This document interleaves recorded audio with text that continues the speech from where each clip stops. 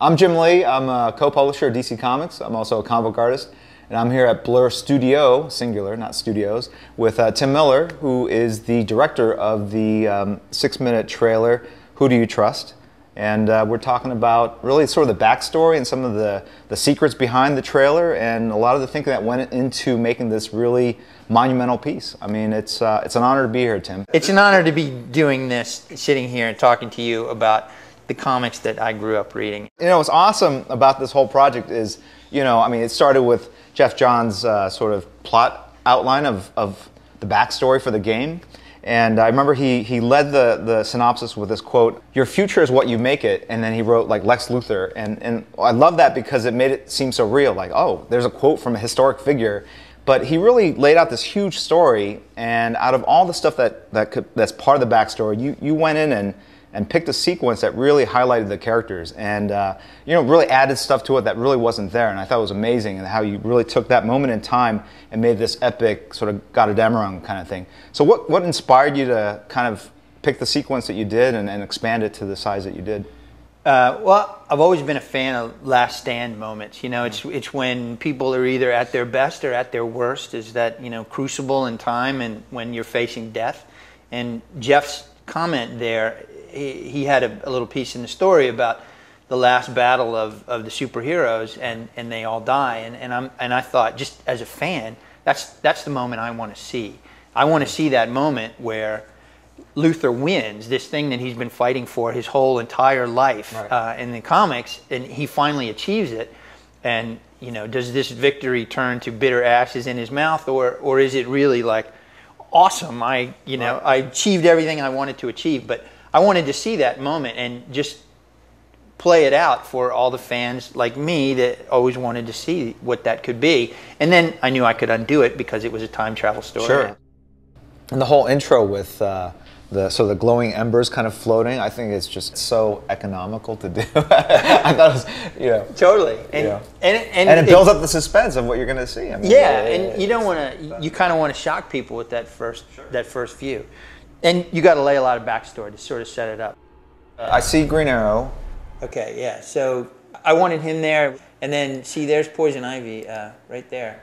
Oh, she's on the right hand side with the arm. Got it. Yeah. It's kind of hidden behind the smoke.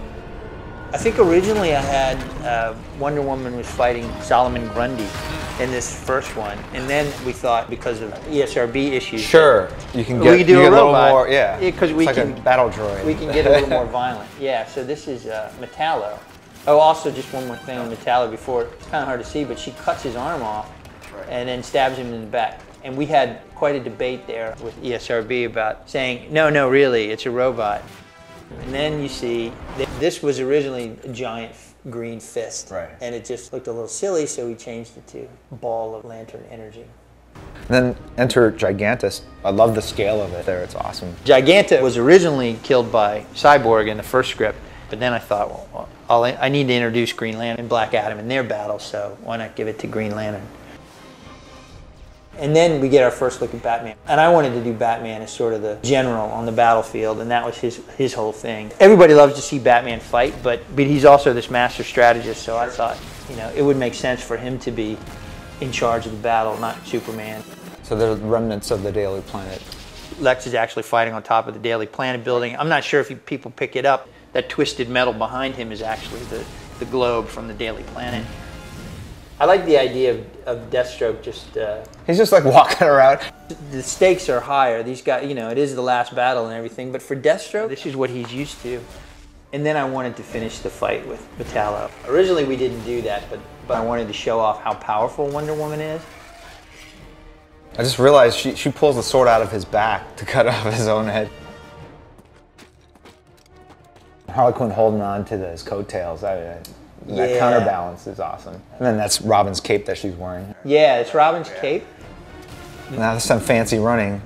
This moment was one where I envisioned something a little bit more than we were able to get. I actually wanted to see the lasers sort of frozen in time.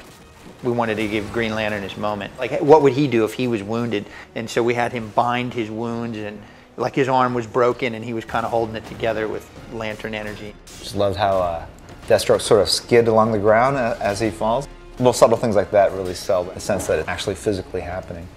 My whole idea with him was he's got to be clever because she's so much more powerful.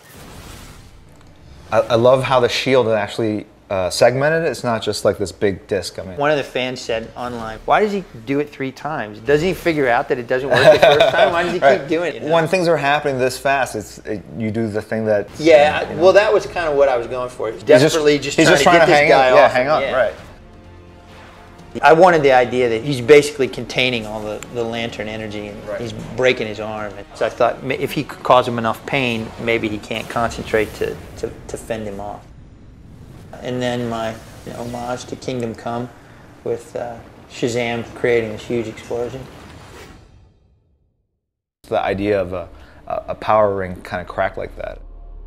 Does Batman survive this? It would have been cool to have a bigger fight with him and Deathstroke, because I think in many ways they're evenly matched. The other thing that I thought made this moment believable, his right arm is broken. If you notice, it's like hanging limp as he stands up. And then here he never uses it, it's always dangling. And then here he can't even move it. So what's on Joker's chest? Is I'm with stupid button. I like the idea of a Joker that's a little more serious about his mayhem. You know, he's got a flak jacket on. He's got some serious weapons here. There, it's hard to see where the rocket comes in, but you can actually see Batman hanging back there in the background. And Cersei is a secondary read too, because she's dead on the right-hand side. And then Lex comes in and gets Wonder Woman. I think this is the first time I've seen him in this armor actually look really badass, and and it looks believable. From all the noise in the universe, he hears her scream. And through the silence, the vacuum of space. The vacuum of space. That's how powerful Superman is. And of course, when he hears it, that's the thing that calls him to action. This is a nice sequence actually to kind of do frame by frame, because as he was coming in, I was like, you see the contrail behind, which is what I was talking about before, and it almost looks like he's flying sideways at this point, right? He is. And when he hits, you see all the rubble fly past him, and then you see his cape kind of fly, and then and he's hovering. I thought it was just really cool. And this flash of green light is for Jeff, because he knew that Luthor couldn't survive a straight shot from Superman, so we wanted to suggest that his shields were still there to kind of blunt the initial impact of Superman coming down. There was that great shot by Alex Ross where his red eyes are coming out, and all you see is the steam in the eyes as he's coming out, and he is pissed. I originally had Black Adam die, and then when you and Jeff came down, you said, we need a little more action for Superman, and we put this Black Adam sequence in because I needed somebody that could go toe-to-toe with him. Sure. No, it's just, it's great to see him actually in some sort of melee thing, because he's always usually just picking up heavy things and like kind of gently dropping them to earth. You really highlighted how difficult Superman would be to defeat in battle. I mean, just from the distance he closes when he goes from Black Adam to Luthor, it's just like instantaneous, and there's just no way any guy in a robot suit would be able to react to that, and it's just he's helpless before that kind of unless you have fury. Unless you have some tricks up your sleeve. I realize there's some logistical problems with her mouth being stuffed full of kryptonite, and Woody sensed that, but I just thought the moment was. No, I don't think I've seen anything like that before. Superman would be, ready for his tricks, but I didn't think he'd be ready for this. And again, it's using his obvious connection and caring for Wonder Woman to kind of seal his own doom. Absolutely. But of course, it was all according to Lex's plans. I really wished I could have milked this moment a little bit more, or the dead Superman, you want to push in on a close-up. But then I thought, as much as I would like to do that from a fan's perspective, from a story point, this is really Lex's moment. Over this cross-dissolve to the future Lex, so here we changed him again, and he's still got the wounds, but now they've been enhanced. His armor has been kind of patched with stolen technology from Brainiac. Again, from Jeff's original backstory, where Luthor had spent years living inside the Brainiac's ship and kind of hiding from them, and he was the last man left alive. The challenge with this long shot here, try and show Luthor as both the penitent and humble, because he realizes he's made all these mistakes, but he's also arrogant still, and try and find that balance between arrogance and I have to fix a mistake I made. And that leads into the game. It's the genesis of all these superheroes and supervillains towards this master plan that Lex is hatching. Yeah. In motion.